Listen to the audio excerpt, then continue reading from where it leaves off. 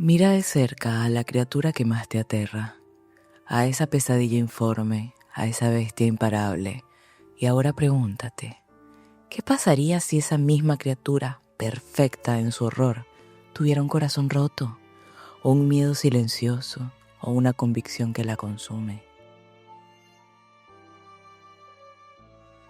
Es un hecho que a la mayoría de las personas nos gustan los monstruos, y ese gusto se puede manifestar de maneras muy diferentes, desde la fascinación hasta el miedo, desde el morbo y el rechazo hasta la identificación y la idolatría.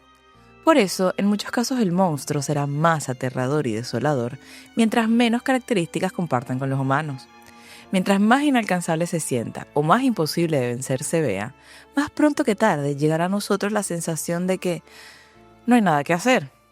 Cuando la inmensidad se vuelve imposible de derrotar y no nos queda más que la resignación de ser parte de la insignificante humanidad, es como si el cuento se acabara. Un final amargo y se acabó. No hay mucha reflexión más allá de interiorizar lo diminutos que somos. Pero cuando los monstruos parecen casi imposibles de derrotar y además tienen algo que los mueve, metas e incluso emociones, no solo se nos plantea la pregunta de cómo puedo derrotarlo, sino también ¿por qué debería hacerlo? En algunas ocasiones ni siquiera se trataba de seres malignos, sino que por una u otra cosa se les determinó como monstruos ante la exigente y poco empática sociedad. O por el contrario, los malos tratos de una sociedad sesgada por la ignorancia les arrastraron hasta convertirse en monstruosidades. Entonces, ¿por qué nos gustan tanto los monstruos? ¿Qué sentimos cuando descubrimos sus debilidades, sobre todo las que resuenan con nuestra propia fragilidad? La fascinación ante lo desconocido y las situaciones que nos causan miedo siempre van a estar ahí. Y es parte de nuestra naturaleza humana querer confrontar lo que nos asusta, y es casi una necesidad satisfacer nuestra curiosidad. E imagina cuánta curiosidad nos causan las cosas repugnantes, más aún las repugnantemente redimibles, con motivaciones e incluso miedos. Porque la verdad es que indagar sobre los miedos que puede tener el miedo es fascinante. Por eso hoy quiero hablar un poquitín sobre la naturaleza del miedo, la hipótesis del valle inquietante, la empatía y la trillada pero fascinante pregunta de qué hace humano al humano y qué hace monstruo al monstruo.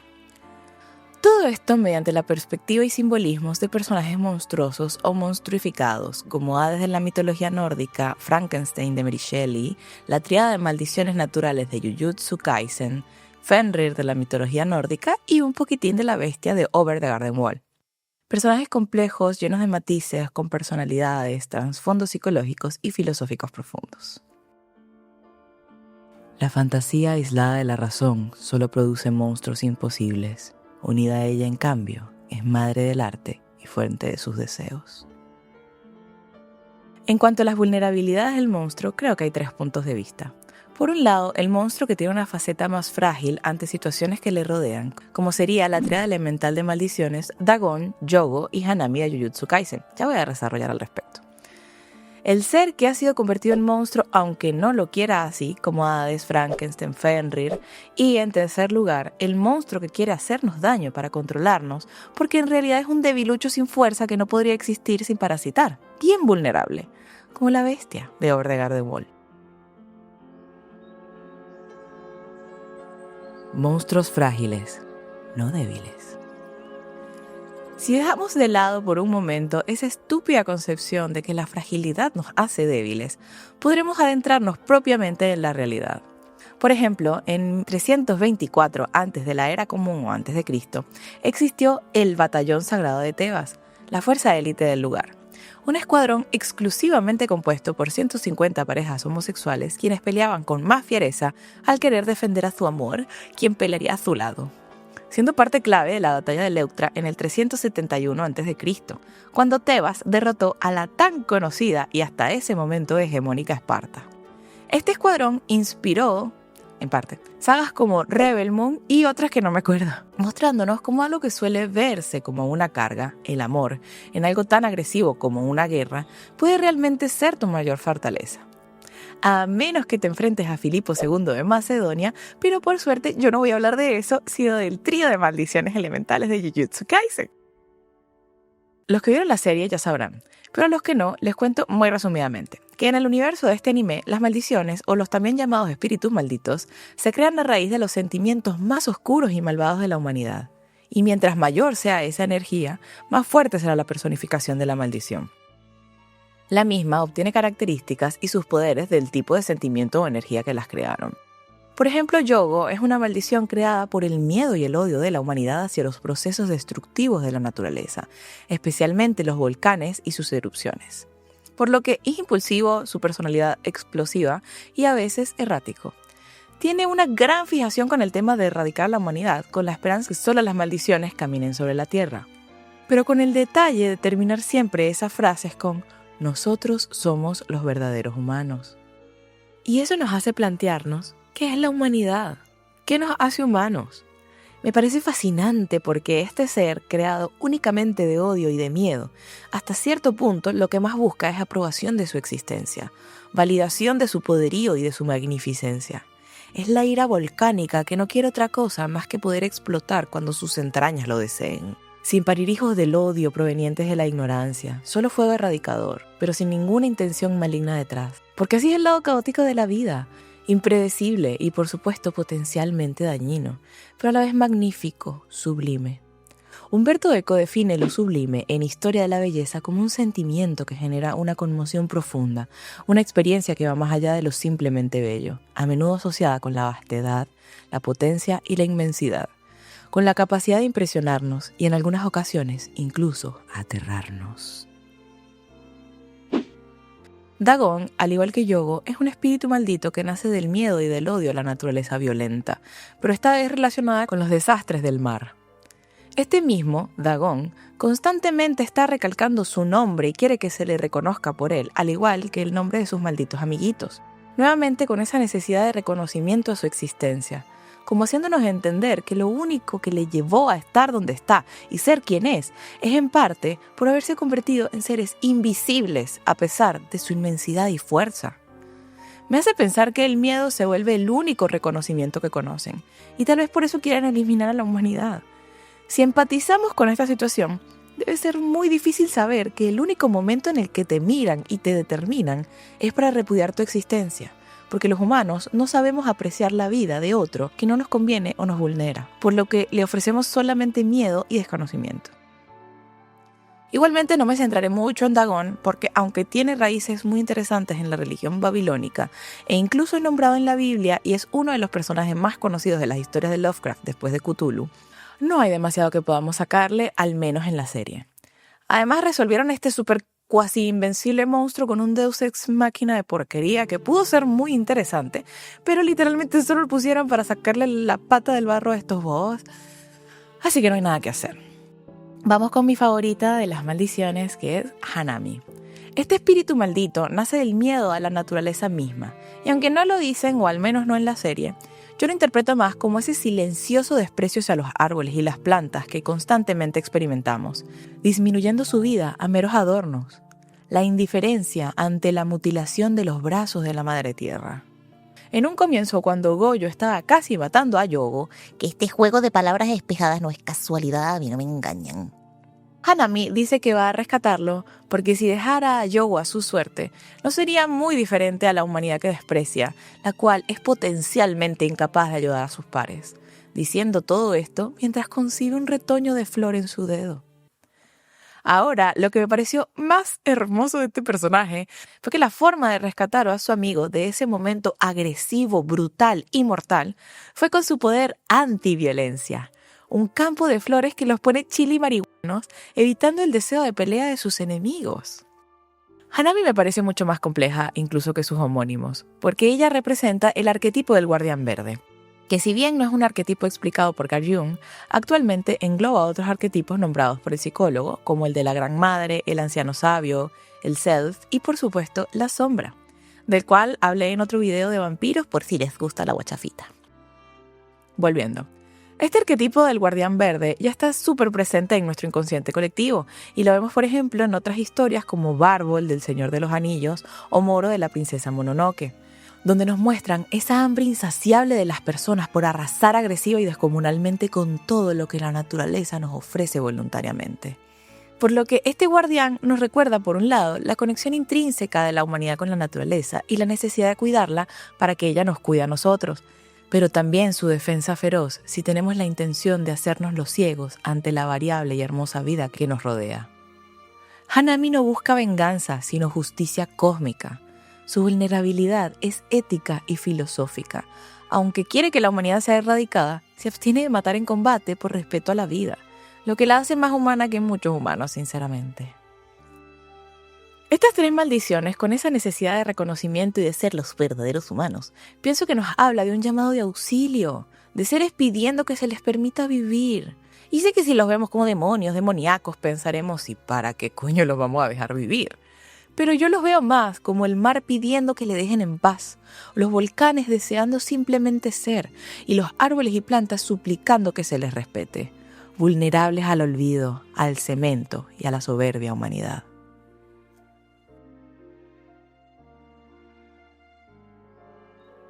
Convertidos en monstruos en contra de su voluntad.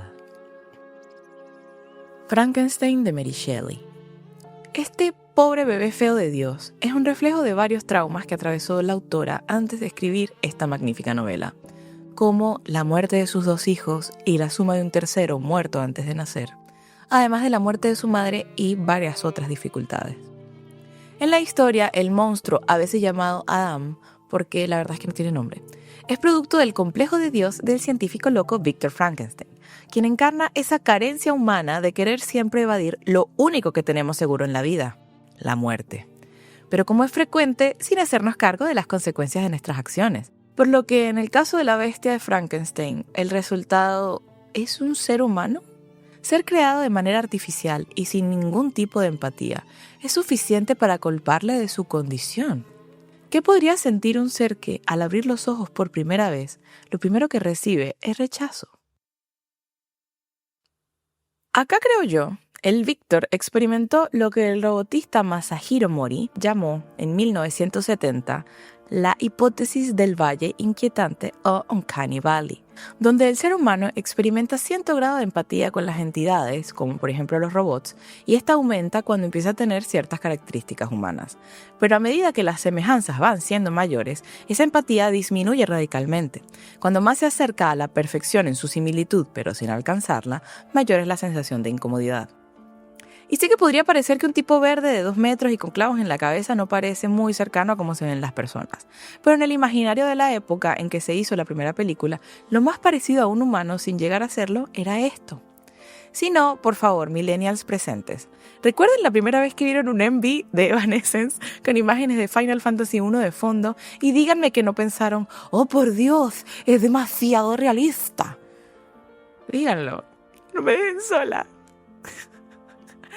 De todas maneras, la figura del monstruo de Frankenstein en el libro es bastante diferente, aunque menos trascendental en la cultura pop, y definitivamente corresponde a un humano medio raro que causa escalofríos por ese yo no sé qué que parece normal, pero no lo es. Hades, dios de la mitología griega. Sé que en la actualidad se ha reivindicado bastante la figura del señor del inframundo, porque al analizar ni siquiera muy a fondo el resto de dioses masculinos de la mitología griega, vemos que dejan bastante que desear. Y en instantes nos damos cuenta de que el señor oscuro es el más decente. Pero más allá de lo obvio, si vamos a sus mitos muy por encima, como por ejemplo el de Orfeo y Eurídice, Hades se presenta como un dios inquebrantable, pero no desprovisto de piedad, y conmovido por algo tan sutil como la música de Orfeo, le concede llevarse a su amada con una condición. Pero no me detendré en este ni en otros, porque lo que ha vuelto cuestionable su tranquila presencia en otras historias es el rapto de Perséfone en el himno homérico a Deméter.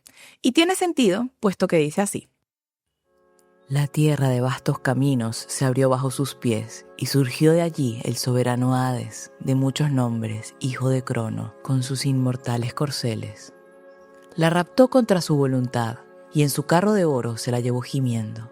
Ella lanzó un agudo grito llamando a su padre, el Crónida, el más alto y excelso de los dioses, pero ninguna voz de inmortales ni de hombres mortales la oyó. Y sí, yo sé que esto suena súper horrendo, la verdad, Pero vayámonos por un instante al 200 no sé cuánto, 1500 a.C., donde las mujeres eran cosas que pertenecían a su padre hasta el momento en el que pasaban a pertenecer a su esposo, donde normalmente era en contra de la voluntad de la mujer, que muy probable y tristemente ni siquiera era mujer, sino una adolescente o una niña.